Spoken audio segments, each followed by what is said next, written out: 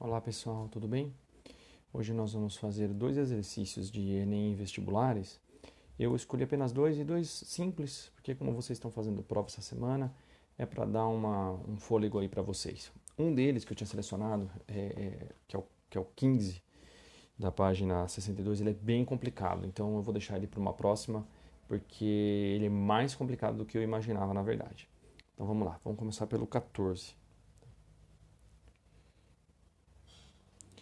Um corpo parte do repouso em movimento uniformemente acelerado. Sua posição em função do tempo é registrada em uma fita a cada segundo, a partir do primeiro ponto à esquerda, que corresponde ao instante do início do movimento. A fita que melhor representa esse movimento é. Então, olha só, esse é um experimento assim, era muito comum antigamente, antes de a gente ter simuladores, né, por computador, esse tipo de coisa, ou mesmo robótica. Você fazia o quê? Você pegava, por exemplo, uma caneta e aí você prendia ela numa mola. E aí você botava uma fita aqui, como se fosse um sismógrafo. E aí você prendia essa fita num carrinho e aí esse carrinho descia uma ladeira, tá? Tá torta a ladeira aqui, mas não tem problema.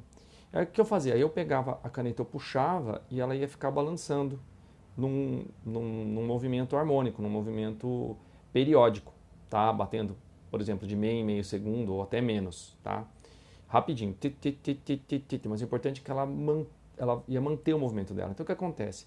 À medida que o carrinho está andando, ele puxa a fita e aí ela vai marcando aqui, né? Na fita, à medida que a fita vai passando. Bom, se essa velocidade fosse constante, só para a gente ter uma primeira noção, como é que vocês acham que ia ficar? Né? Faz muito sentido que se a fita está sendo puxada com velocidade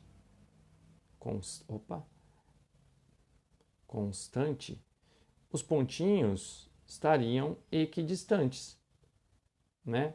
Porque se ele demora o mesmo tempo para bater, né? E a fita está indo sempre numa mesma velocidade, vai bater 1, 2, 3, 4, 5, 6 e assim vai, sempre na mesma distância. Porém, se o movimento for, como ele diz aqui, acelerado, então a fita começa a se mover devagar, certo?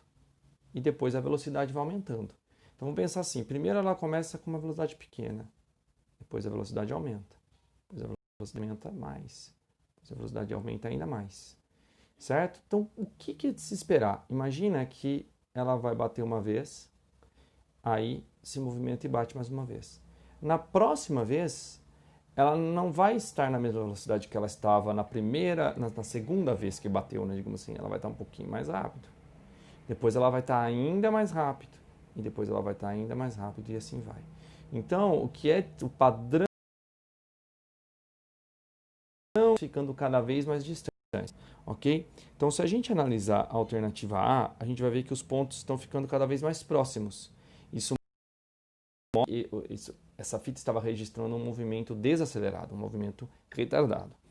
Na B é o caso que eu acabei de desenhar, do slide 3, né? Pontos equidistantes, o que significa uma velocidade constante. Tá? A C é a correta, tá? Então já podemos até marcar aqui a alternativa C que bate com o que a gente quer. A D é um movimento estranho, porque primeiro ele está indo bem rápido e rapidamente ele fica devagar e mantém. Então não é um movimento uniformemente nem acelerado nem desacelerado. E o E, você tem uma aceleração depois uma desaceleração. Então ele pode até ser uniformemente acelerado na metade, mas não no registro todo da fita. Tá? Então esse foi o exercício 14. Vamos para o exercício 15. Não, 15 não, 16. Criado em 2001, o Red Bull X-Fighters é o principal evento de motocross freestyle, não só por contar com a participação dos melhores atletas da modalidade, mas também por realizar suas etapas em cenários inusitados e históricos.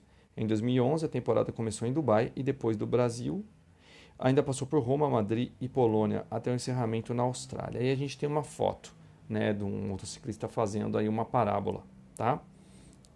A foto retrata uma belíssima sequência de fotos de um salto perfeito de um praticante desse esporte radical.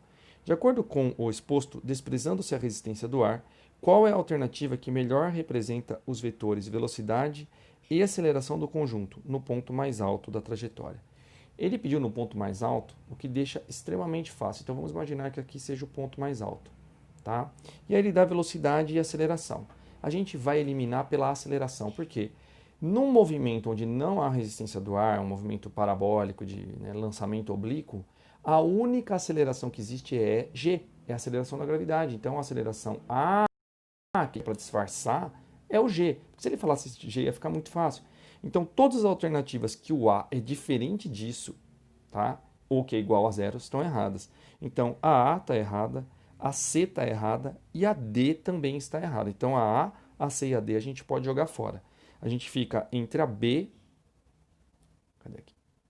Entre a B e a E, certo? Agora vamos olhar qual deveria ser. Na B eu tenho uma velocidade horizontal e na E eu tenho uma velocidade ascendente. Se ele disse que o cara está no ponto mais alto da trajetória, quer dizer que ele não vai subir mais. Se ele não vai subir mais, é impossível que a velocidade dele seja para cima, tá? Não tem como a velocidade dele ser para cima. Opa. Tá? Porque senão ele continuaria subindo, ele não estaria no ponto mais alto da trajetória. Então, o correto é que a velocidade dele seja paralela ao solo, tá?